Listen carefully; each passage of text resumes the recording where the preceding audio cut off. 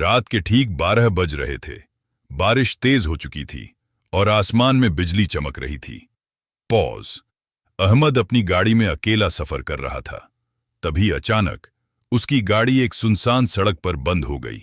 Mobile का signal भी गायब और चारों तरफ सिर्फ अंधेरा। दूर उसे एक पुरानी टूटी हुई हवेली नजर आई। शायद वहां कोई मदद मिल जाए, उसने खुद से कहा। वो धीरे धीरे हवेली के दरवाजे तक पहुंचा। दरवाजा अपने आप क्रीक की आवाज के साथ खुल गया। अंदर पूरी तरह सन्नाटा था। अचानक ऊपर वाली मंजिल से कदमों की आवाज आई। कोई है वहां? अहमद ने डरते हुए पूछा। कोई जवाब नहीं आया, लेकिन कदमों की आवाज और तेज हो गई।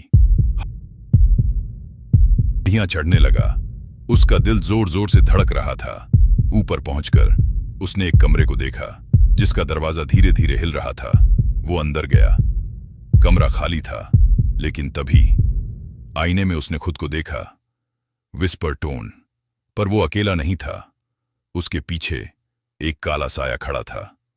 अहमद तुरंत पीछे मुड़ा, लेकिन वहां कोई नहीं था। उसने फिर आईने में देखा। अब वो साया उसके बिल्कुल पास था। अचानक उसके कान के पास एक डरावनी आवाज आई। तुम वापस क्यों आए हो? अहमद चिल्लाया और भागने लगा, लेकिन दरवाजा बंद हो चुका था। लाइट्स अपने आप जलने लगीं और दीवारों पर पुरानी तस्वीरें दिखाई देने लगीं। एक तस्वीर में अहमद खुद खड़ा था, लेकिन वो तस्वीर 20 साल पुरानी थी। तभी उसे याद आया, वो बचपन में इसी हवेली में आया था और उसने एक लड़के को धक्का देकर सीढ़ियों से गिरा दिया था। वो लड़का वहीं मर गया था।